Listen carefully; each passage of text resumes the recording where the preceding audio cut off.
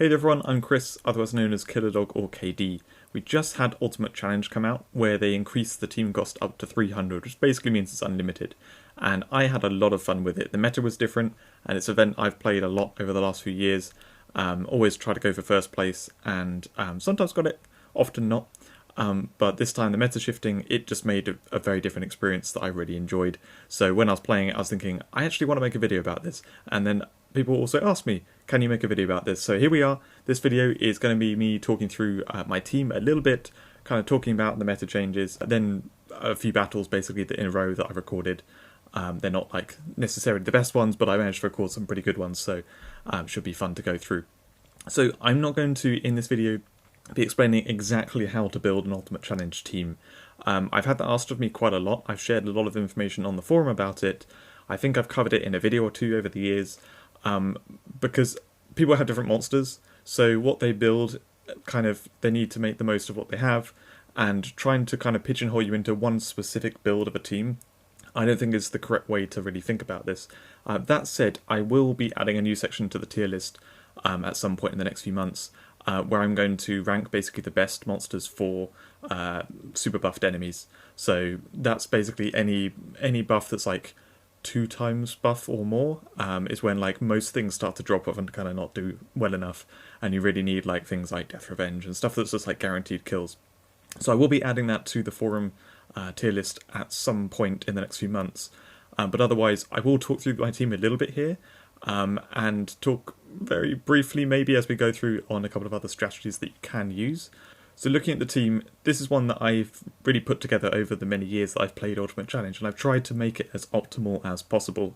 I had to make a couple of changes because of this meta shift, one of which being Tenguko in the 5th position, but it's a combination of a lot of combos in there, as well as a lot of things that have crossover between them.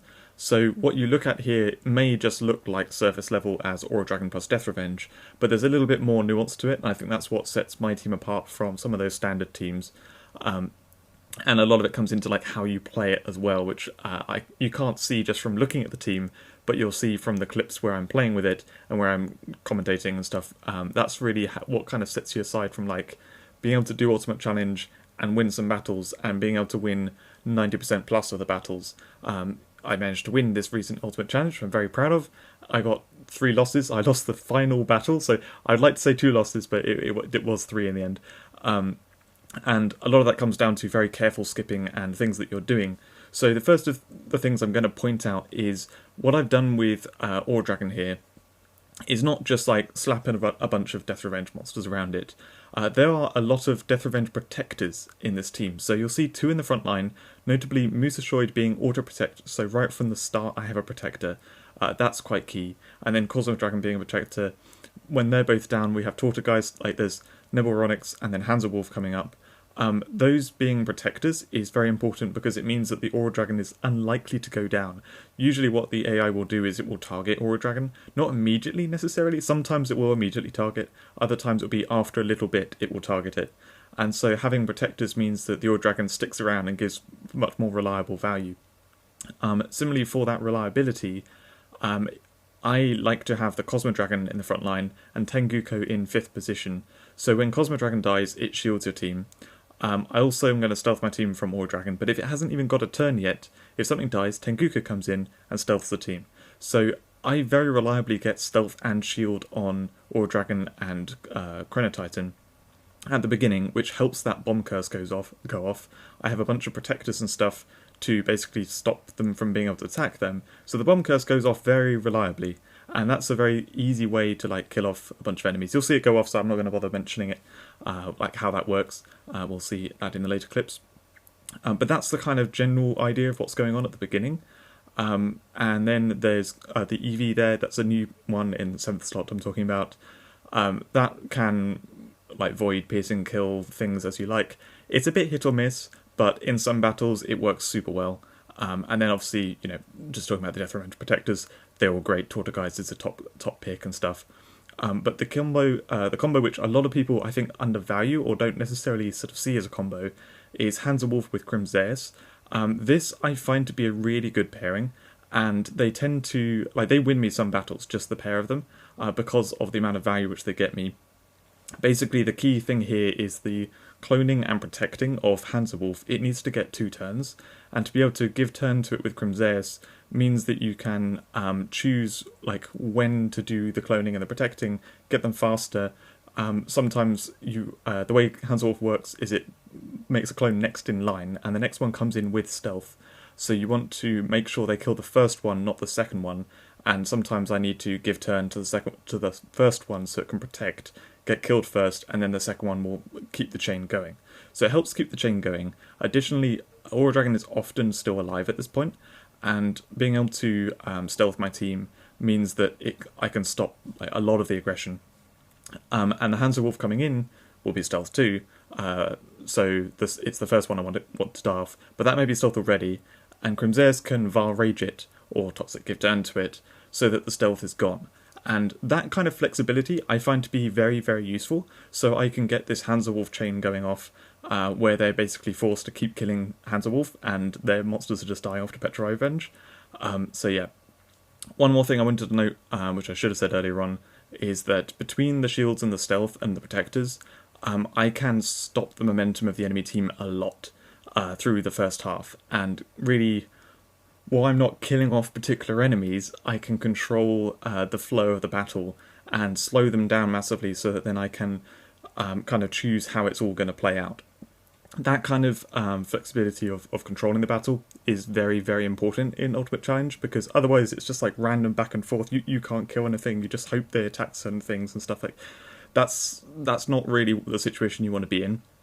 Tengoku adds to that because it stops their momentum. As soon as one thing dies, they basically don't have stun protection, so Tengoku will come in, it will stun them, give me a bit of space to set up my stuff with protecting and stealthing and all that type of thing.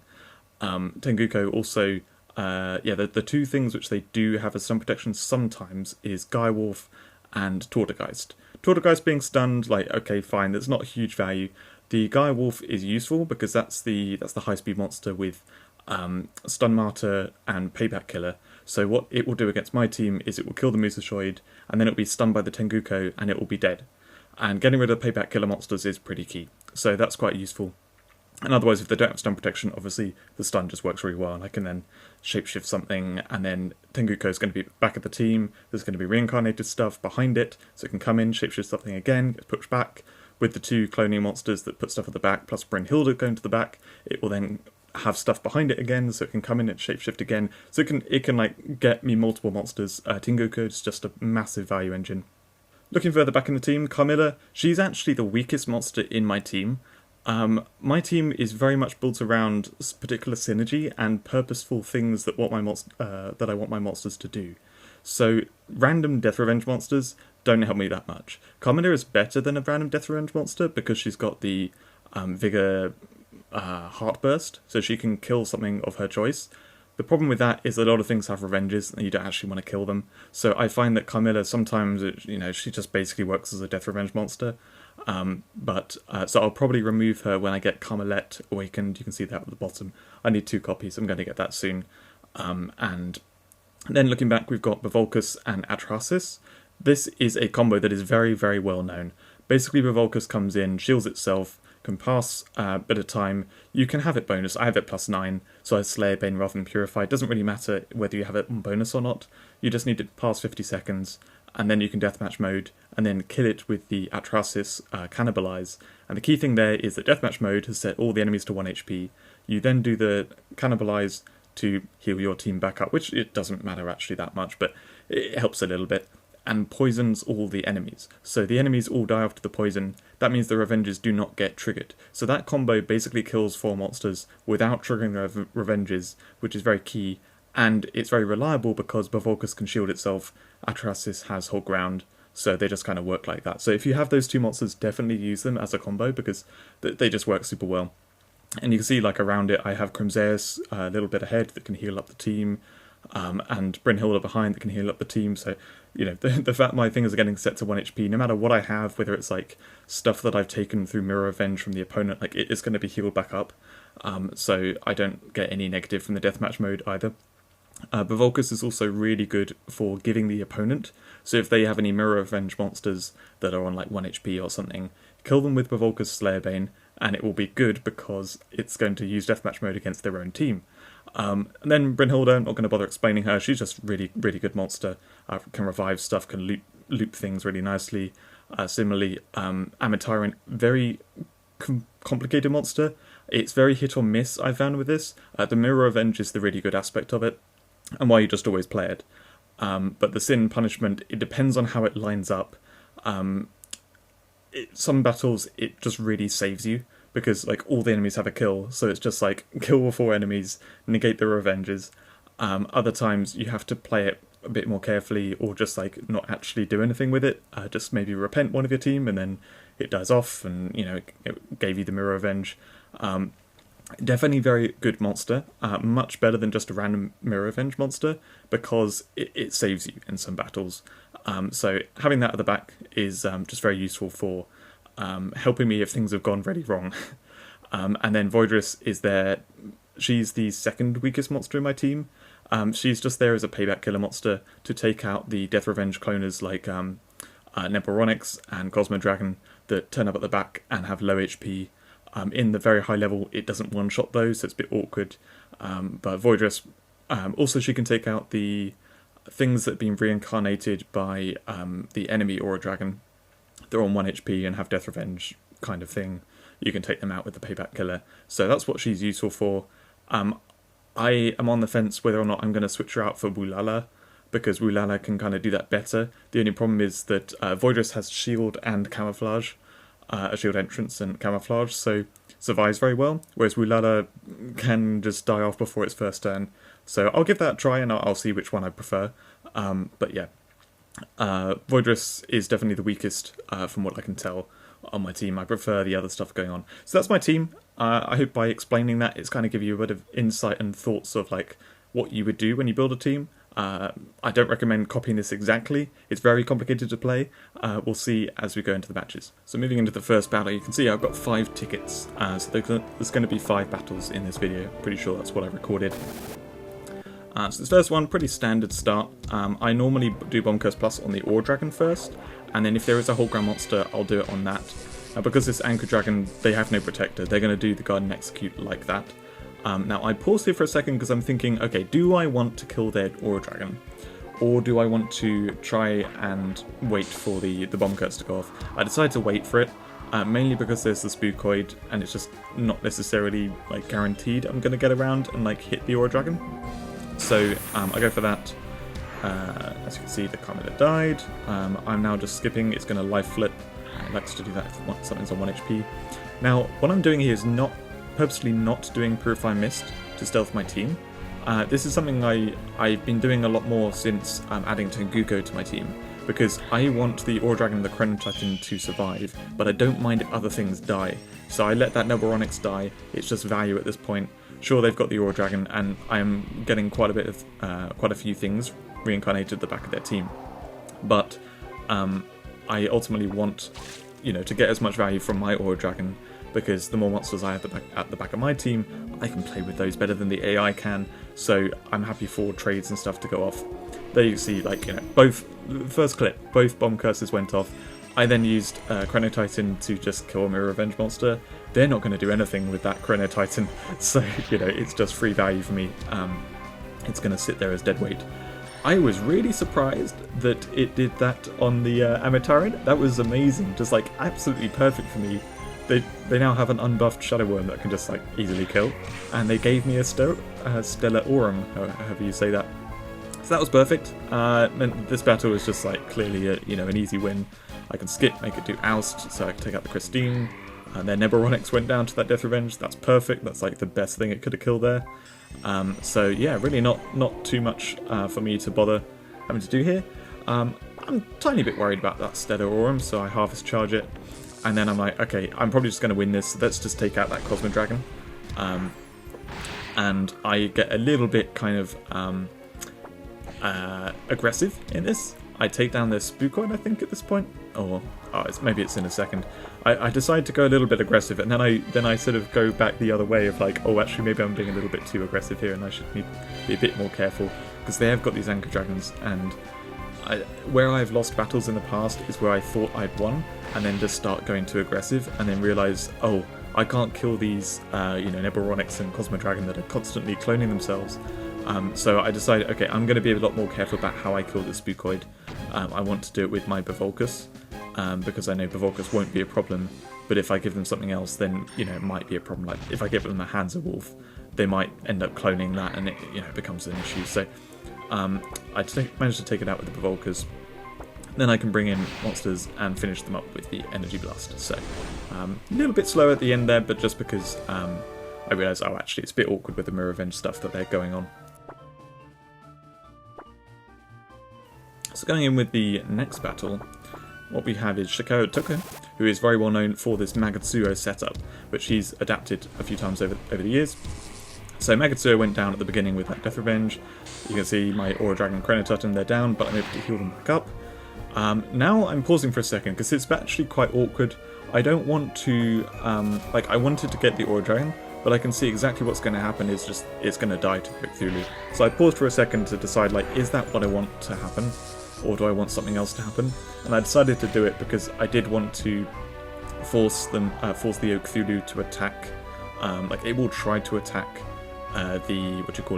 poison monsters, but it also often go for the Chronotitan Aura Dragon, so I wanted to force it to attack two particular things, which is why I let the poison monster be there, and then the other monster I protected with.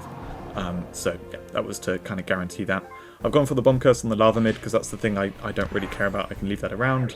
Ammo Tyrant will take out my Chronotitan and probably Eevee if I leave that, so I always have to kill that with Eevee. I find myself doing that a lot. So yeah, now they've taken out my Aura Dragon, but I got a lot of value out of it, so I'm all happy with that. I'm deciding, do I protect first or clone? Probably should have protected first. I can't remember exactly what I was thinking there. There's Cosmic Dragon I want to take out, although now they're going to Slayer Bane. Oh no, they don't, they purify. Oh yes, of course. So I do get this Cosmic Dragon killed before it clones, so that's excellent. They take down my Chronotitan, haha. That's the useless monster, I'm happy with that. They like to kill Chronotitan after it's been around for ages. So, yeah, it's really nice when a Nightingale wants to kill it. Now, Wulala is a big problem. I need to make sure though, I'm like, okay, I just checked if this is a buffed one. It's not, and I'm like, do I kill the Crimzares with my Hansa Wolf to try and guarantee the Wulala kill? I decide, yeah, I think giving them a Hansa Wolf is probably better off here, so I can try and kill off this Wulala. And only, they kill my Eevee, but I had the Vigor Heart Burst, so all good, we've taken that out. Now I can take down the Oak Cthulhu, although actually I think I decide, yeah, I can take it down with the Crimzares instead. And otherwise, now I'll try and set up my Bavolcus. I remove the stealth stuff, and only they get to clone with their Hansa Wolf before I can deathmatch mode it. So I pass a bit of time. They give me their Bavolcus, that's nice, that will probably help close out this game. So I can do the deathmatch mode, that's just going to protect, and then I can now do this Atrasis combo, take out all four of these monsters without triggering anything. I don't really care about the keeping my Comet around, so I can take out the Hansa Wolf, take out the Heaven's Worm, and then finish it up with the Bavolcus, because this is actually the Bavolcus that I stole from the opponent, so it does already have deathmatch mode, so I can do that and then finish them off. So that one worked pretty nicely. In each battle so far we've had a couple of funny things from the AI where they killed something that they really shouldn't have, but they don't know any better. There's definitely some of that goes on, and if you know what they target, or certain things, for example, Aura Dragon stuck around for a while, or Chronotitan stuck around for a while, so it's probably going to target that. Now this battle, oh dear, this is a big problem for me. Carmelet's there. Thankfully Carmelet died right at the beginning, but she takes out a bunch of things, and it's void piercing killing, so anyway, what I don't realise in this, so I'm looking at this, and I'm like, okay, the Savannah's going to do the Void Assassinate to take down Tortogeist. Do I want to stealth first? I decide to not do that. It removes stealth from Chronotitan. Now what I don't realise here is, I have no idea what this sorry, I'll speak a little bit slower. Goliatharian, I had no idea what it was going to do, because I haven't faced one before. I did not know it was going to slash all. That really messed me up. I also didn't realise that the Eevee had done seating on Aura Dragon there, so I should have protected with the Hansa Wolf and forced this Eevee to die. And so I paused for a little second there because I was like, oh no, this has gone so poorly. Yeah, and the Savannah's going to kill things. The Goliatharian's going to get another turn. I'm like, oh no, it's going to slash all again. This is going to go really, really badly. So I can give turn to clone with the Hanzo Wolf, but like, the Goliatharian's about to get another turn. I'm so scared. It does the entree. I think, okay, let's just shield myself and just hope. Let's remove stealth from something. Let's do the Savannah. And then it does double Bloodthirst. And I was like, oh, thank God. So once it's got 2 kills, it does double Bloodthirst. You can see the Evie there targeting Brynhilda. Like I said, they targeted it super, super early. Luckily, the Atrasis Bavolcus combo got me out of that one. Now I can take down the Goliatharian. But yeah, this battle did not go well at all. Nightingale target the Brynhilda. And now I can Star You to something, but like, what do I even Star You to here? I'm not entirely sure. Like, the safe bet is Nightingale, but she's out of play. But Tortoise is going to protect in a second. Arachnadiva is going to protect something random. So I decided in the end I'm going to just do it on Nightingale. But yeah, this battle was very tough, and I made a couple of mistakes early on. I didn't know what Goliatharian was going to do. I thought it was going to pull back a teammate to make emoji or 2 and then do Star Eater. I thought that's what the AI was set up for, but it's not. It will do slash all. So yeah, word of warning there. Be careful about that. I definitely should have had the Purify Mist lined up for that. I could have done it. I just didn't. So I think I just need to slash all. I just need to go aggressive and try and like pull this out of the bag somehow.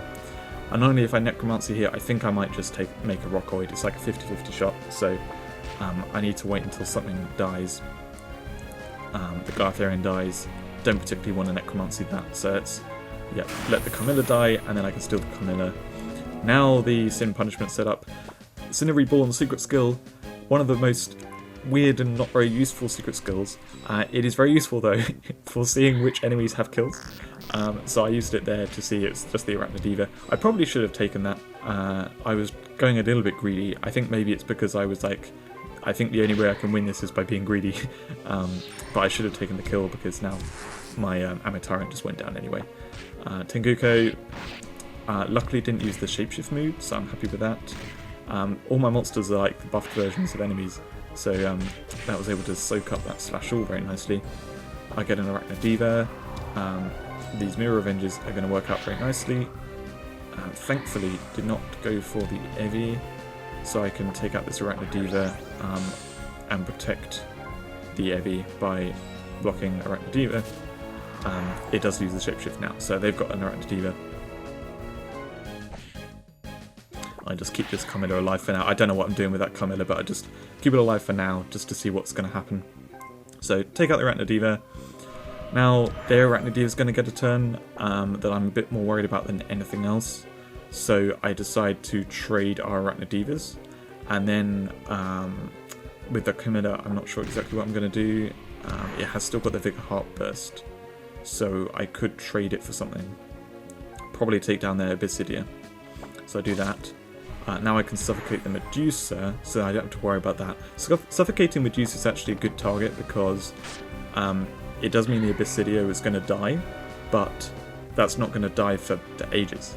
So I might as well, like, it's not really going to cause me an issue. If they kill the Basidia in the meantime, like, okay, so what, you know, it was going to die anyway. So I also then suffocate this Carmelette. So now both Medusa and Carmelette are dealt with. Isadel's dealt with. I've just got this Tenguko and Taylor Knight. The Tenguko dies. He kills a couple of things there, but now it's just this Taylor Knight that I have to kill. There's nothing else that I have to worry about. So we've actually managed to win. After that, like, really awkward beginning, I was so worried that it was going to go poorly. After that, Goliatharian like did, you know, what I didn't expect it to do. But I managed to pull this one out of the bag by a bunch of Mirror Revenge stuff actually that gave me the opponent's monsters.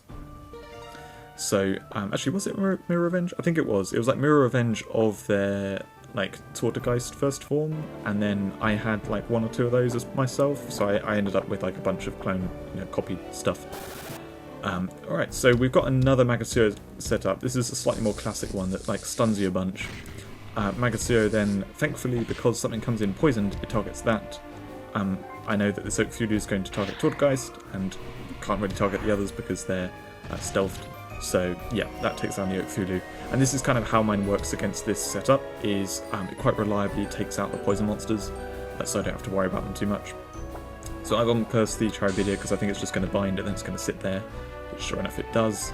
I don't want to remove the poison from my Oakthulu because I want to like make the Magazua attack it. It doesn't. It goes for Solar Bloodcrave on the thing that was binded. Yep, that's the AI for you. So now I could do another Bomb Curse, because I think I did the Bomb Curse plus on the Charabidia, but I'm trying to figure out how do I get the time to pass. And I think I just want to try to... Yeah, I hoped that the Magazua would go for the double poison chomp, but it didn't. But that stops things from dying too much. Hopefully a bit of time can pass here, and yeah, sure enough, Bomb Curse goes off. So that stuff's dealt with.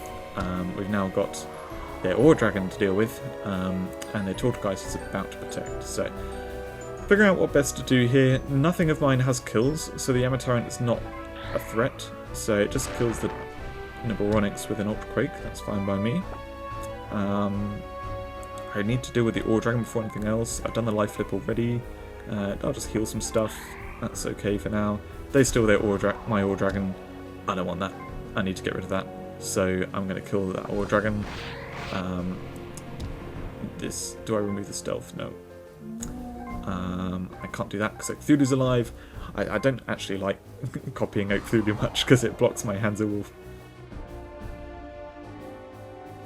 But I think we just need to sort of skip. My Aura Dragon's going to die, but I can't do much about that. I just need to kind of let things line up and die. So yeah, what I did there, actually I didn't comment on, is I lined up their Aura Dragon killing my Hansa-Wolf, so that their Aura Dragon died off.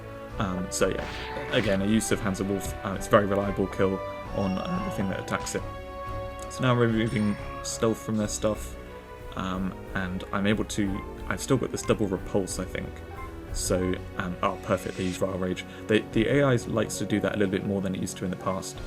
So now I can double repulse these things on 1 HP, and when they re-enter, they will just die to the poison from Oakthulu. And I actually don't really want that Provolcus around because I want the enemies to be poisoned right now. Although saying that, I think I will kill the Crimzeus with my Provolcus. Maybe, if it lines up like that. So yeah, cool. I just killed off all the 1 HP clones, so that's perfect. And then, yeah, I can kill off this Crimzeus. And, you know, I don't really care what's going to happen now. Like, I'm going to win. There's no way it can pull back from this.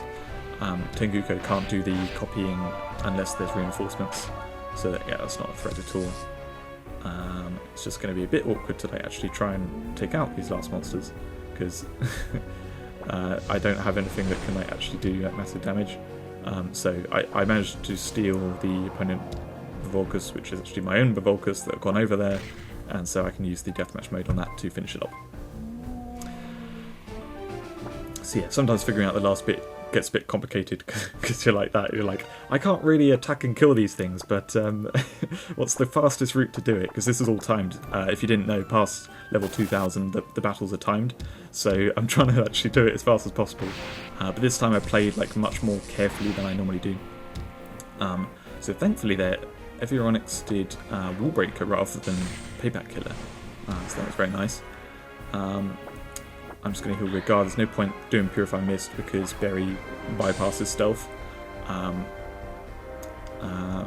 think I faced this opponent quite a few times, and each time it played out quite differently. I can't remember which one this was. So I decided to go for Epidemic because none of those monsters actually help me much. This opponent, they're either like a cheater or they are a lower ranker player. So they don't have much in the way of Death Revenge and things like that that's worth stealing. But I can Death Mark something here, so yeah, or Sleep Curse. Sleep Curse is falls asleep after 100 seconds. I was hoping it would be 50 seconds, so I could sleep something. But yeah, so I do the Sleep Curse, but it's not really going to help that much. Yeah, Infernicorn kills a couple of things. I take down the Avironix, and then I can Chrono Killer Infernicorn, basically just try to kind of kill that off a bit. Luckily, my Death Revenge monsters are helping out here, and they're just kind of helping me trade. I can claim this and then protect, but it has got a shield, so I protect first. It does the death mark, so now, yeah, the Angel Lion's going to die to it. That's fine by me. I don't need clone looping or anything.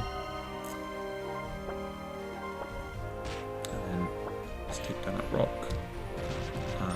What's the kill? Okay, Conina, that's fine. So now I could do the deathmatch mode, but oh yeah, this is where Divine Punishment actually works nicely. It does kill quite a few of my monsters there. Oh yeah, that's right. Oh, this was the time it went really badly. I just realised, yeah, this is when it was getting like super close. I think that's right. I didn't play that carefully in this battle because all the previous times I faced this person, it went really smoothly and I didn't have any trouble. So then this time I was like, oh no, like I am so close to death. So I can take out this Scorpiogeist. He doesn't get a turn with anything because they're all too far out, luckily. And he hasn't got too much left. So I can't shapeshift anything because of the gravity field. So it's really a case of like, what do I want to kill? So I kill the Nightingale and the Freeze Cobra. Then I can, yeah, that's right. Okay, so I can take out everything, and it's just rocks at the back, thankfully. So Death Gaze is the only issue, and that can't kill my Voidress really, because it's, you know, it has to like specifically target it. And yeah, sure. Okay, so they give me just Death Gazer to deal with. It didn't attack my Volcus, so my Voidress. That's good. Yep, just killed that. All right, now. It's getting really tight. Okay, I've got Bloodbath charged. It goes for the Voidress, but thankfully they use Bloodthirst rather than Poison Touch. So now I'm like, okay, I'm safe. I've done the Protect with the Tortogeist. The only thing it can kill is like something of mine where then it will die, and it can't kill Voidress at the same time. So thankfully, I managed to win. But that was honestly the closest I came to losing in the entire event. And I was so glad that I got on video, because like, I was like, oh great, I'm just like videoing random battles. And then, yeah, that was that one that's super close. So anyway, that's it for this video. As you can see, I was first place at this point, managed to win the event as well. So I'm very happy with that. Hope you enjoyed the video, hope it's given you some insight into this. And like I said, I will be putting into the tier list, kind of the top picks for events like this, so you can kind of see which are the monsters to consider for super buffed enemies. So yeah, thanks for watching, and I'll see you in a video soon.